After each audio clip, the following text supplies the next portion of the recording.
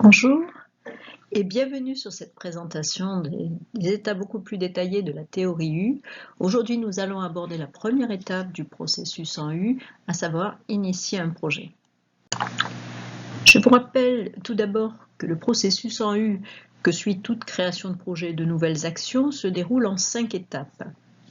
Donc la branche gauche du U, comme vous le voyez, les deux premières étapes consiste en une collecte d'informations, une écoute approfondie de soi-même et de son environnement. L'étape numéro 3, celle qui apparaît, l'étape du presencing, est une étape d'émergence de l'idée portée par l'intuition. Elle permet de faire accéder à la conscience une série de projets ou d'actions qui correspondent non seulement à votre personnalité, mais aussi à la demande de l'environnement. Enfin, les étapes 4 et 5, c'est-à-dire la branche droite du U, consistent en la mise en œuvre pratique du projet et l'évaluation de son impact. Alors, le but ici est de clarifier, au cours de cette étape, de clarifier votre intention. Donc vous sentez bien que les anciens schémas ne fonctionnent plus et vous voulez en changer, vous voulez des idées innovantes, mais vous ne savez pas comment faire. Donc les questions à se poser lors de cette étape sont les suivantes. Que voulez-vous faire? Quels résultats voulez-vous atteindre? L'approche adoptée par la théorie U est pragmatique. Elle repose sur un ensemble de questions. Ces questions, on va les retrouver tout le long de la présentation, au cours des 5 étapes déjà évoquées. Ainsi, pour connaître l'intention que vous poursuivez, vous êtes invité à répondre à un certain nombre de questions lors de l'étape numéro 1. Donc, je veux initier ce projet parce que, etc. Mon challenge le plus important aujourd'hui est de, et vous complétez, le niveau sur lequel je peux agir est organisationnel, personnel, systémique, etc. Et je considérerai que mon projet est réussi quand, etc., etc. Ce sont les quelques questions préliminaires et bien entendu non exhaustives qu'il faut vous poser lorsque vous avez une idée de projet ou d'action. Alors, le modèle de l'iceberg va nous aider à comprendre ce qui se passe lorsqu'on initie un projet. Alors, ce qui est visible, ce sont les comportements.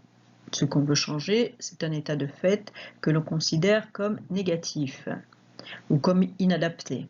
Par contre, ce qui n'est pas visible, ce sont les structures, les paradigmes de pensée dans lesquels nous sommes enfermés et les sources de ces paradigmes, l'éducation, etc.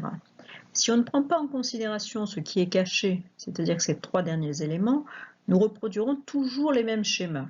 D'où l'intérêt de prendre du recul par rapport à soi-même, et aussi l'intérêt d'avoir certaines réflexions et de se poser certaines questions. Otto Scharmer nous invite à nous poser des questions dans le style quelles sont les croyances qui nous poussent, qui nous portent, nous et notre environnement, et qui nous poussent surtout à reproduire des résultats que personne ne désire. Quel niveau souhaitez-vous changer? Est-ce que c'est un niveau personnel, professionnel, sociétal?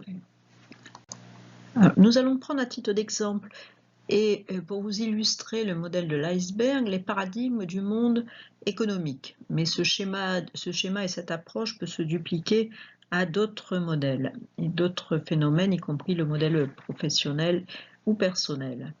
Donc l'évolution de l'économie moderne et de la pensée économique reflète bien sûr une évolution de la conscience humaine, de ce qu'Otto Scharmer a appelé une conscience basée sur l'égo-système, à une conscience basée sur l'écosystème. Donc les paradigmes de la pensée économique ainsi que l'action des égos et de la créativité, bien sûr, a donné naissance à des structures et des événements visibles que nous pouvons observer. Donc je vous explique le schéma. Le schéma ci-dessous résume ce système de pensée et son évolution qui est basé sur 3 divisions majeures. D'abord, les divisions que vous avez ici. Une division écologique entre le moi et la nature. Une division sociale entre ce que j'appelle le moi et les autres. Et enfin, une division spirituelle entre moi et le jeu, c'est-à-dire ma personnalité profonde et ma personnalité sociale. Cet ensemble de divisions a eu un impact sur plusieurs secteurs, comme vous pouvez les voir ici, sur ce qui est dénommé bulle. C'est le secteur écologique, économique, beaucoup de consumérisme, des systèmes de gouvernance qui s'effondrent, un leadership qui est remis en cause, comme le système de la propriété, etc. Mais ces systèmes évoluent et nous sommes passés, comme vous pouvez le voir, d'un État-providence centralisé à un système ensuite de marché ou écosystème.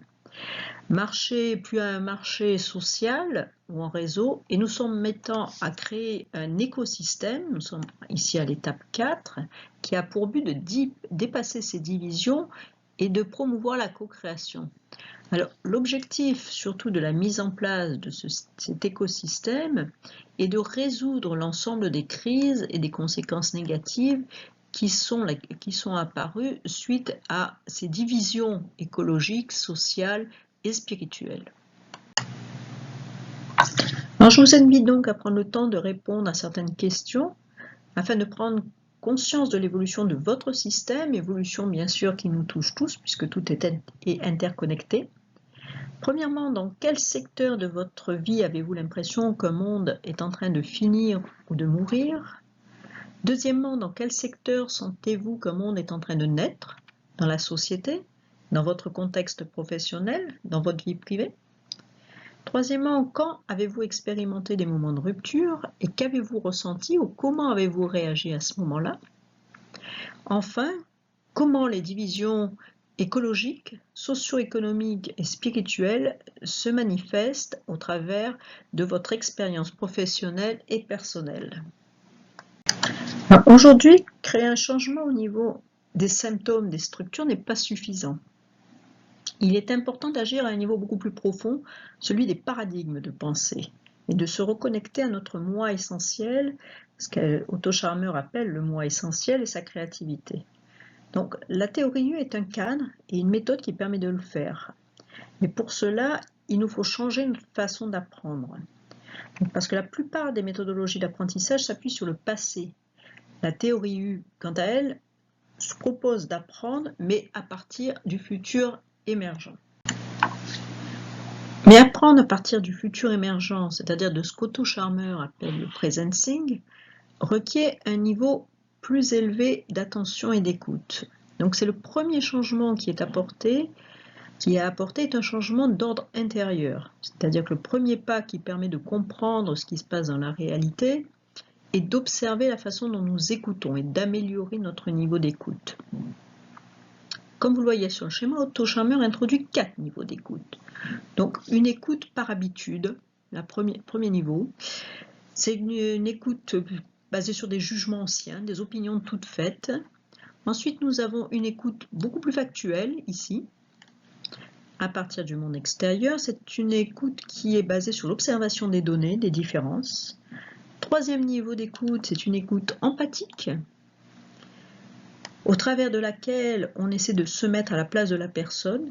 Et enfin, le quatrième niveau d'écoute, c'est une écoute générative et beaucoup plus prospective, donc qui vise à ressentir, une écoute intérieure qui vise à ressentir tout ce que le futur nous propose. Donc cette dernière forme d'écoute, qui est beaucoup travaillée sur le processus en U, s'appuie sur une volonté d'action et une source d'énergie. L'objectif est de transformer une information en action. Donc elle suppose de faire le vide à l'intérieur de soi.